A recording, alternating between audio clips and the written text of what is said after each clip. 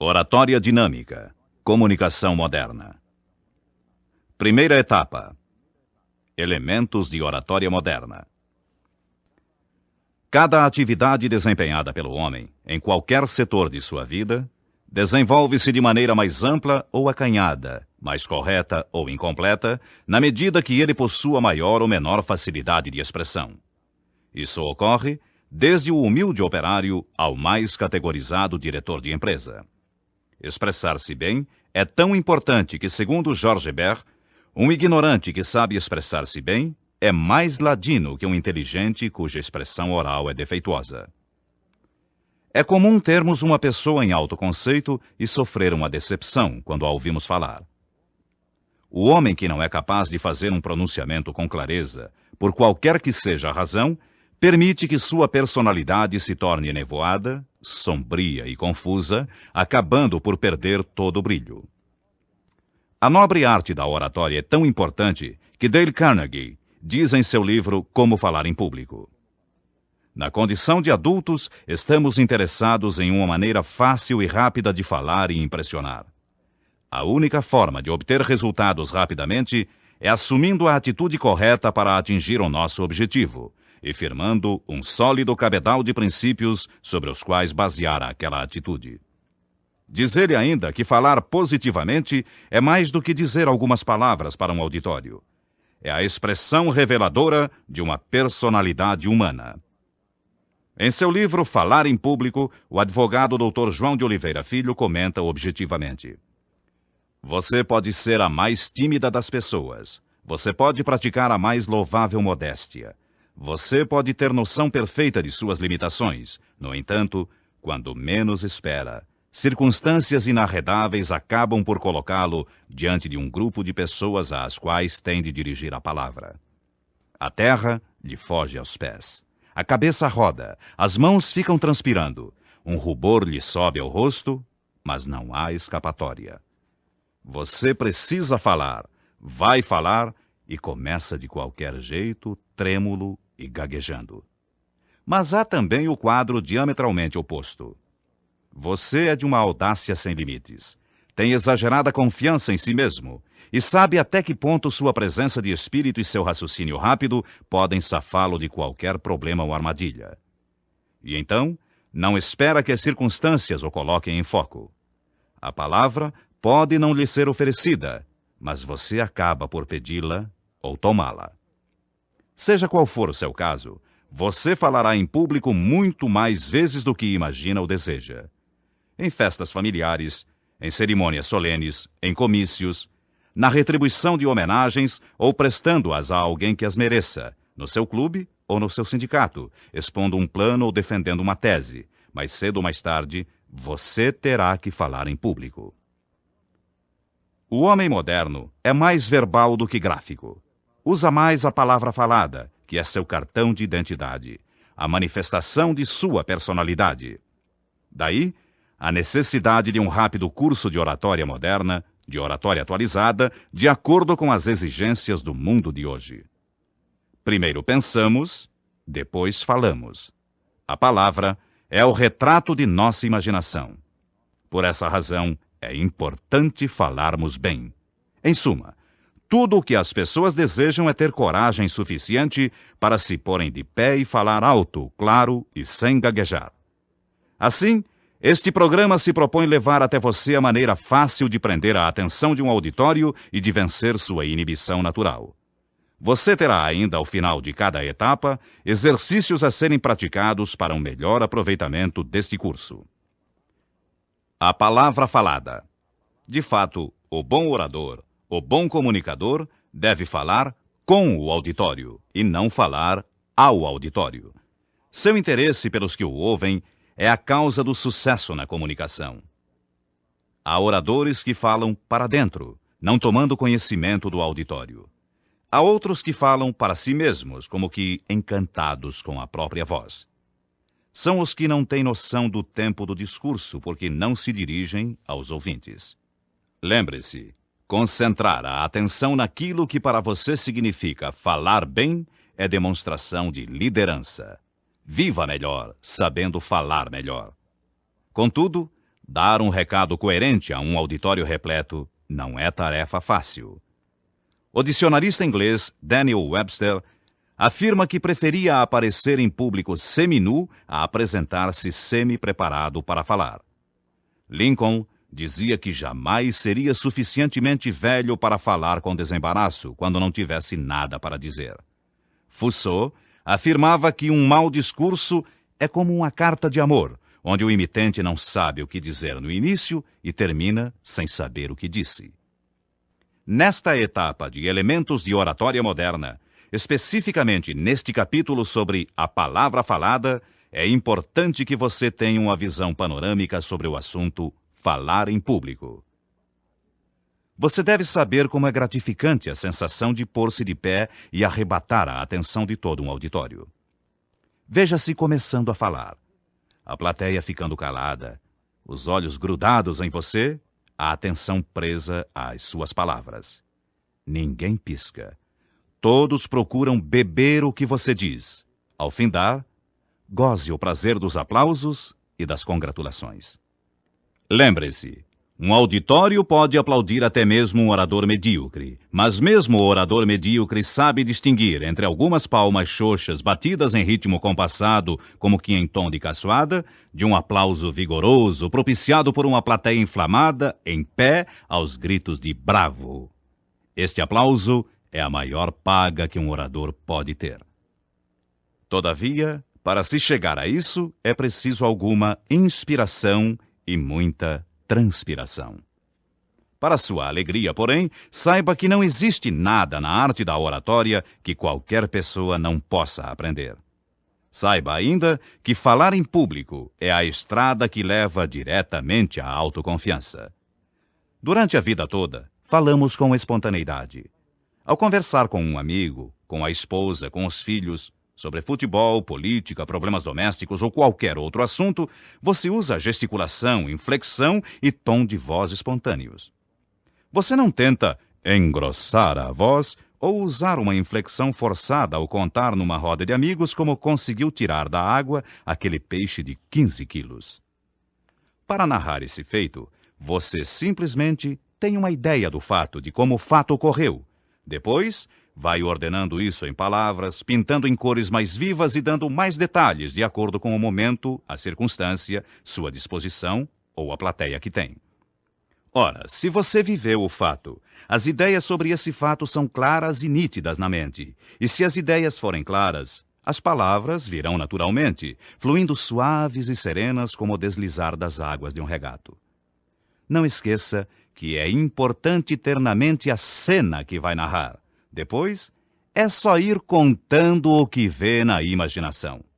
Por essa razão, não decore o discurso. Tome notas, coloque-as de forma ordenada sobre a mesa e utilize-as conforme for precisando. Isso não é feio e irá ajudá-lo muito. Outra coisa fundamental é demonstrar interesse naquilo que se vai dizer.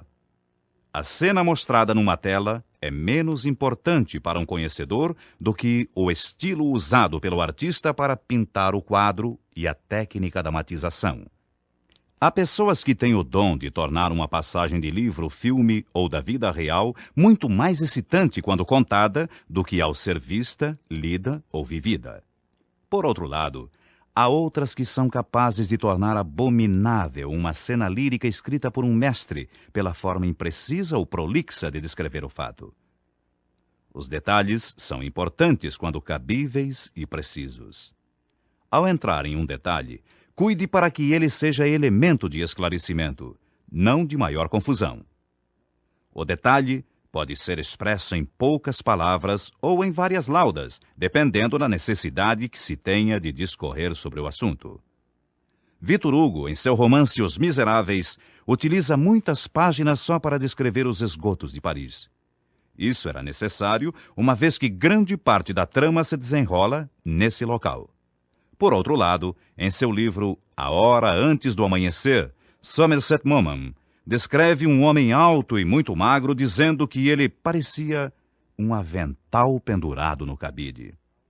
Talvez você seja aquele tipo de pessoa que sente um frio correr pela espinha cada vez que precisa falar em público. Ninguém aprende a nadar sem entrar na água. Não se faz uma omelete sem quebrar os ovos. Por isso, fale em público. Aproveite todas as oportunidades e fale em público. Segundo Ralph Waldo Emerson, o medo derrota maior número de pessoas do que qualquer outra coisa no mundo. Que fazer então? Enfrente esse medo e vença-o. A tensão nervosa, até certo ponto, é salutar antes de se iniciar um discurso. A adrenalina jogada no sangue dará a você condições para pensar mais rápido, falar com mais fluência e expressar-se com mais ênfase do que em situações normais. Decálogo do discurso moderno. São 10 as recomendações que podem ser observadas através do curso que você está iniciando. 1. O discurso moderno deve ser cronometrado. Uma folha datilografada com espaço duplo ou um datiloscrito exige 3 minutos para sua leitura. 2. Seja breve e agradará. O discurso comprido não é cumprido, isto é, não cumpre sua finalidade de convencer ou persuadir. Já ao contrário, quando consegue dar o recado, o discurso curto é um discurso culto. 3. Prepare-se antes de falar para melhor transmitir sua mensagem. 4. Se você tiver alguma coisa para dizer, levante-se e diga com simplicidade em poucos minutos. 5. O discurso divide-se em 3 partes: exórdio ou apresentação do assunto, exposição ou desenvolvimento, peroração ou conclusão. 6. Adquira conhecimento sobre o assunto que vai falar para não importunar o auditório. 7. O improviso, discurso sem preparação prévia, não deve ir além de 5 minutos. 8. Fale corretamente, numa linguagem simples e atual. 9. Organize seu plano de discurso e narre sempre que possível um fato ligado à comunicação feita. 10. O discurso eloquente é o que se caracteriza pela simplicidade e pela verdade dos argumentos. Importância da leitura de grandes discursos. Procure desde já tomar conhecimento dos grandes discursos antológicos da eloquência universal. Convém distinguir a eloquência da retórica, de um modo simples e didático. Eloquência é a arte de convencer. Retórica é a arte de bem dizer. Orador eloquente é o que consegue convencer. O retórico apenas diz bem, muitas vezes, sem falar com o auditório. Costumamos ouvir pessoas que dizem, após uma palestra ou conferência: o orador falou bem, mas não disse nada. É preciso, pois, que o orador fale bem, isto é, diga exatamente aquilo que o auditório esperava ouvir, sentindo-se identificado com o comunicador. Vamos lembrar mais uma vez a importância do tempo do discurso. Improviso, 5 minutos. Homilia ou homilia, 10 minutos. Palestra, 30 minutos. Conferência, 45 minutos. Exemplificando. Para uma conferência no tempo exato de 45 minutos, serão necessárias 15 folhas datilografadas ou 15 datiloscritos. Datilografe o discurso em espaço duplo ou triplo, para ter visão ampla do texto, e em coluna para leitura dinâmica, isto é, colunas com o máximo de 6 palavras. O orador se faz no exercício diário da palavra falada, lendo em voz alta os bons artigos dos jornais, as páginas das melhores antologias, os discursos dos grandes oradores e desenvolvendo temas de fácil exposição, tais como meu currículo atual, importância de minha atividade, uma viagem pelo Brasil ou uma viagem ao exterior, um livro em minha vida, descrição de minha cidade natal.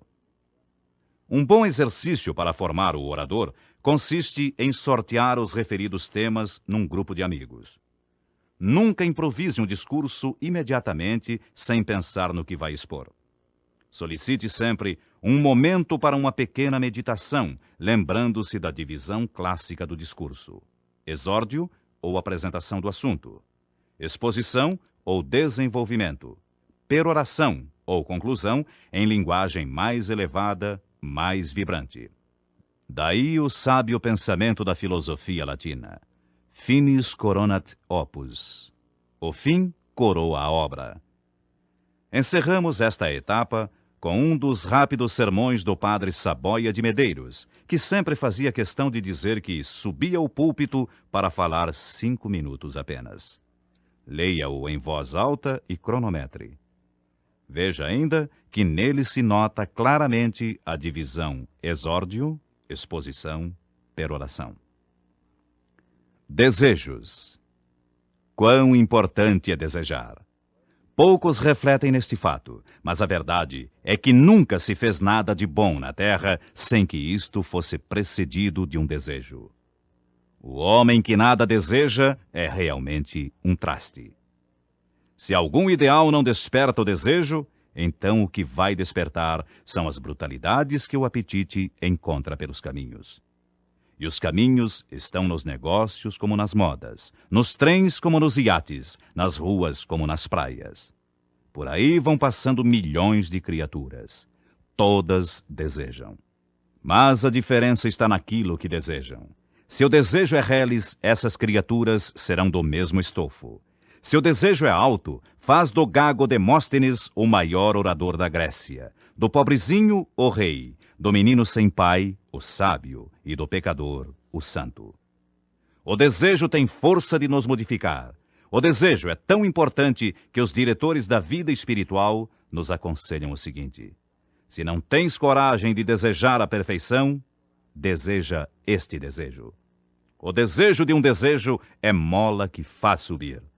Examinemos os nossos desejos e saberemos se somos vis ou nobres. Aqui termina esta etapa. Para melhor aproveitamento do programa que você vem fazendo, é importante que ouça cada uma das etapas em ordem sequencial e tantas vezes quantas achar necessário para uma boa assimilação do assunto abordado.